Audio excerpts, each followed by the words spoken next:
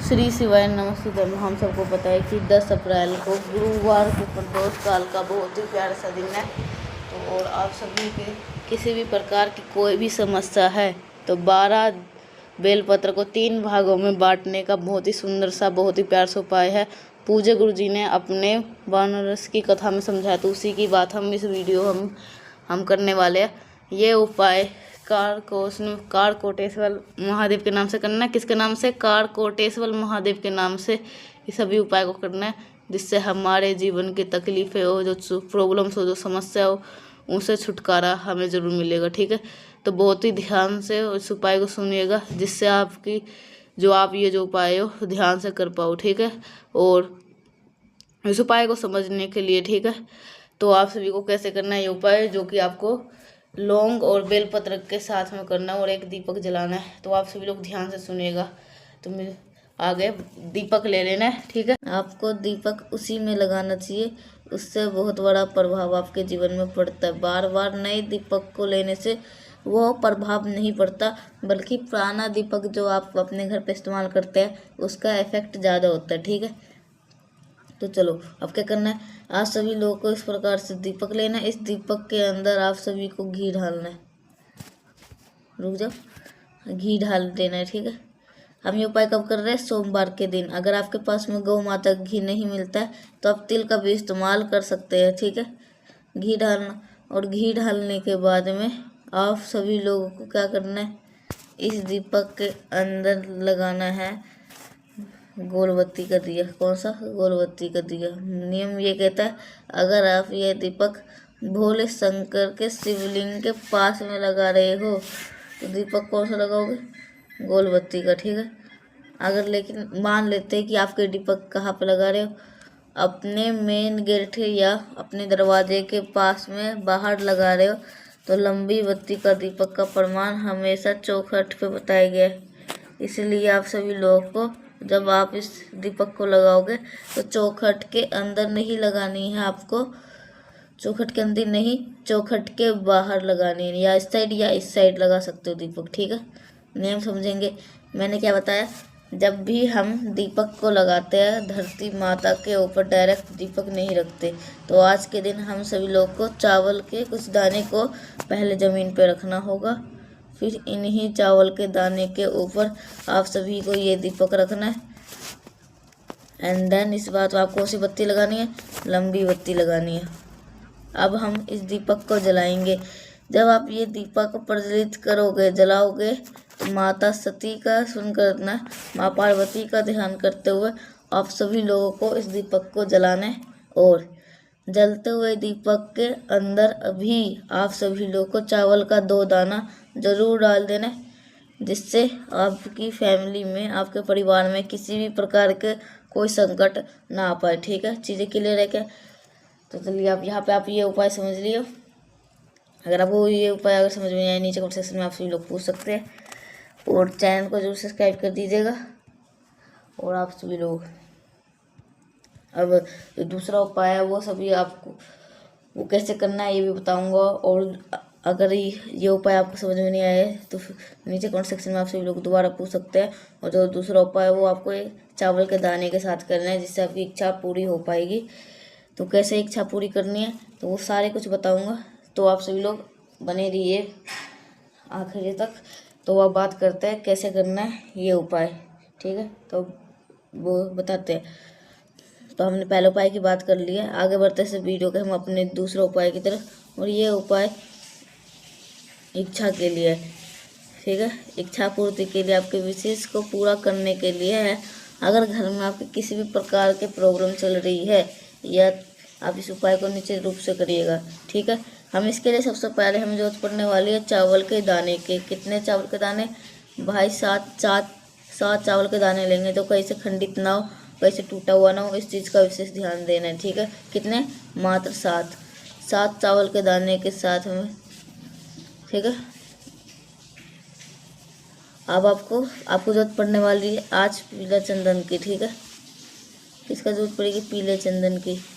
फिर थोड़ा सा पीला चंदन लीजिएगा। देखो मैं बार बार कह रहा हूँ, आपको पीला चंदन लेना है। ठीक है, तो आप देख सकते हैं पीला चंदन है। तो पीला चंदन लेने के बाद थोड़ा सा पानी डाल करके, गंगा जल डाल के आप थोड़ा सा हल्का सा पेस्ट बना लेना, घोल लेना।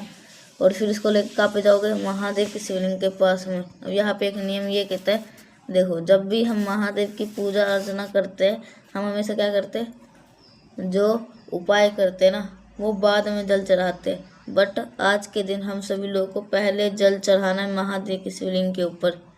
जल चढ़ा दिए, जब भी जल चढ़ाया करो हमेशा श्री शिवाय नमः शिवाय का जप करा करो, पहला काम। दूसरा काम, शिवलिंग को खूब अच्छी तरह से आपको पोंछ लेना, जितना अच्छी तरह पोंछ सकते हो ना उतना अच्छी तरीके से पोंछ लेना, ठीक है।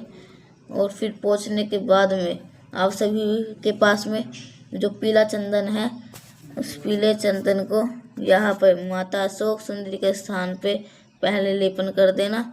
और जो मैंने आप लोग को चावल के 7 दाने दिखाए हैं, उन 7 दाने को चिपका देना, ठीक है, ध्यान रखिएगा। जब आप चावल के दाने को चिपकाओगे तब आप सभी लोगों को सोमेश्वर महादेव का ध्यान करना है, ठीक है। कौन से महादेव, जल्दी से बताओ। सोमेश्वर महादेव का स्मरण करके वो करते हुए अपनी मनोकामना कहते हुए सोमेश्वर महादेव के नाम से 7 पीले चंदन के ऊपर चावल को समर्पित कर देना। महादेव से यही विनती करेंगे, हे श्री शंभु भोलेनाथ, हे सोमेश्वर महादेव, हमारी ये विशेष है, हमारी ये कामना है जो कि बहुत दिनों से अधूरी चल रही है, पूरी नहीं हो पा रही है, आप हमारी इन कामना को पूर्ण करें। अपने को दिन प्रार्थना कर लेना और फिर अपने घर की तरफ जा सकते हैं, ठीक है। करके देखिएगा जरूर, इस उपाय को बहुत शक्ति है और बहुत ही आसान था और बहुत ही प्यारा सा उपाय है। तो आप सभी को ये जरूर करना है, ठीक है। तो कैसे करना है आपको बता दिया। तो ये है इच्छा पूर्ति का ये उपाय था। तो आप सभी लोगों को ये उपाय जरूर से करना है, ये बहुत ही आसान उपाय था, ऐसा आसान उपाय कोई नहीं बताएगा। तो अब बात करते हैं हम अपने तीसरे उपाय की तरफ, जो कि बेलपत्र के साथ में करना है। और ये है हमारा उपाय। तो आप सभी को कैसे करना है ये सारे बताऊंगा, क्योंकि हम सभी को करना है बेलपत्र के साथ में। लेकिन आपको एक छोटा सा काम करना है, सबसे पहले कर लीजिए वीडियो को ज़्यादा से ज़्यादा लोग तक शेयर करिए। जितने अभी तक चैनल को सब्सक्राइब नहीं किया, मेरी आवाज़ पहली बार सुन रहे, चैनल को जरूर सब्सक्राइब करिएगा। और मिलते हैं, वीडियो को लाइक जरूर करिएगा। चलो आप समझने की कोशिश करते हैं। हम सभी इस उपाय को, जब भी बेलपत्र दिखाई दे आपके माइंड में एक चीज़ होनी चाहिए, ये उपाय पक्का महादेव के लिए होगा, क्योंकि बेलपत्र, हम इस उपाय को कर रहे हैं अपने घर के रोग बीमारी को हमेशा के लिए दूर करने का। जैसे आपके घर का कोई भी ऐसा सदस्य हो, कोई ऐसा व्यक्ति हो जो बहुत दिनों से बीमार पड़ा है, उसकी बीमारी ठीक ही नहीं हो पा रही है, सारे आपके जो पैसे हैं ना वो कहाँ पे जा रहे हैं, दवा में जा रहे हैं। डॉक्टर साहब सारे पैसे ले रहे, बट कोई फ़ायदा नहीं। इस उपाय को करके देखिएगा, ठीक है। एक बेलपत्र लो, आप बहुत प्यारी सुंदर सी, जितने भी उपाय आपने कर रहा हूँ सारे उपाय आप अपने घर पे कर सकते हो, कहीं पे भी जाने की आवश्यकता नहीं है। पर अगर मंदिर में कर पाओ तो बहुत अच्छी बात है। एक बेलपत्र लेने के बाद में आप सभी को लोगों को इस प्रकार से ज़रूरत पड़ने वाली है मूंग के दाने की। जब मूंग का दाना है आप इस्तेमाल करने वाले हो, वो गिन करके नहीं लेना है, बस आपको 1 चुटकी मूंग का दाना भी लेना होगा, ठीक है, ले लीजिएगा। इसके बाद पहुंच जाइएगा महादेव के शिवलिंग के पास में। दोबारा से हमें वही काम करना है, पहुंच करके सबसे पहले काम 1 लोटा जल महादेव के शिवलिंग के ऊपर चढ़ा देना, ठीक है। जल चढ़ाने के बाद में एक बात मैंने आपको बताई थी, जब भी हम महादेव के ऊपर कोई उपाय कर रहे हो, खासकर रोग मुक्ति के लिए, एक नाम है, ठीक है। अब हर एक नाम लिख करके बताता हूँ। बहुत सारे परेशान रहते हैं, हमें समझ में नहीं आता, हम पढ़े लिखे कम, आप लिख करके बताना, ठीक है। तो हमें लिखा है कुंदकेश्वर महादेव के नाम से आपको ये चढ़ाना, ठीक है। सबसे पहले उस एक बेलपत्र को माता अशोक सुंदरी के स्थान पे चढ़ा देना, ठीक है। बेलपत्र को माता अशोक सुंदरी के स्थान पे चढ़ाएंगे। और उसके बाद में जो आपके पास में मूंग के दाने होंगे, उन मूंग के दाने को आपको इन्हीं बेलपत्र के ऊपर समर्पित कर देना है। जो भी व्यक्ति आपके घर में बीमार होगा, परेशान होगा, उसकी बीमारी ठीक ना हो पा रही हो, तो बेलपत्र के ऊपर मूंग के ज़रूर रखना है, कभी भी कोई व्यक्ति बीमार नहीं पड़ेगा। और ख़ासकर स्पेशली इस उपाय को हमें किसके नाम से करना है, कुंदकेश्वर महादेव के नाम से करना है। ठीक है, ठीक है। अब हमने तीन उपाय की बात कर ली है जो कि रोग का लिए था आप सभी लोग को। तो ये भी बहुत आसान उपाय था। अब जो चौथा उपाय है वो इससे भी आसान है। अगर आप ये 3 उपाय नहीं कर पाओगे तो आप सभी लोग ये जो आखिरी उपाय है वो कर सकते हो। ठीक है, तो कैसे करना है इसके बारे में मैं बताऊंगा। तो आगे बात करते हैं। अगर ये उपाय आपको समझ में नहीं आए तो नीचे कमेंट सेक्शन में आप सभी लोग पूछ सकते हैं, नहीं तो आप दोबारा पीछे करके भी देख सकते हैं। और ये जब है ना बेलपत्र के ऊपर एक बार फिर से करें तो बेलपत्र के ऊपर आपको मूंग के दाने रखने जो एक चुटकी उठाए थे। ठीक है, उसका मूंग के दाने जब रखोगे तो नाम लेना कुंदकेश्वर महादेव। तो अब बात करते हैं हम अपने चौथे उपाय की तरफ, जो कि आपको एक लाल चंदन के साथ करना है। और कैसे करना है ये सारे उपाय मैं अब बताता हूँ। तो बात करते हैं आखिरी उपाय की हम बात करेंगे जो कि आप सभी लोग को करना है लाल चंदन के साथ में।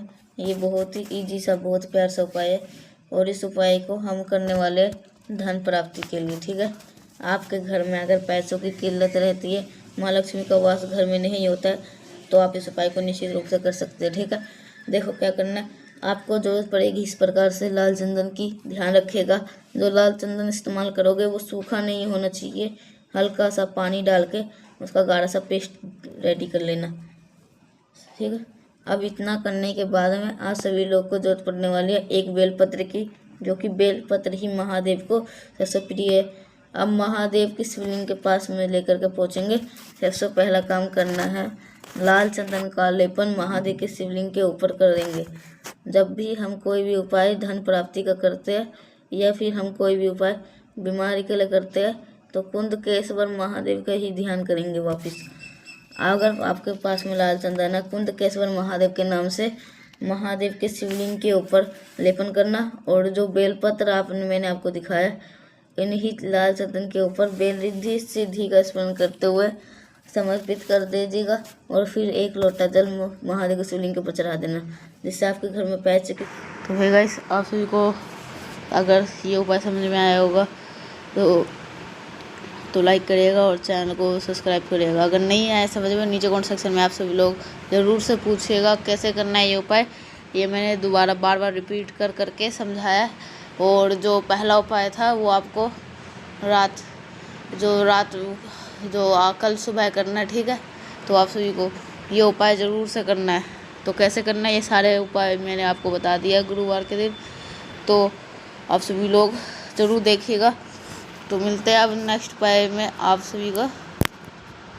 तो चैनल को ज़रूर से लाइक कर दीजिएगा। जिसने अभी तक चैनल को सब्सक्राइब नहीं किया है तो चैनल को ज़रूर से आप सभी लोग सब्सक्राइब करिएगा, क्योंकि ये उपाय छोटा सा ही है। तो मिलते हैं अब हम नेक्स्ट उपाय में। तब तक के लिए श्री शिवाय नमः।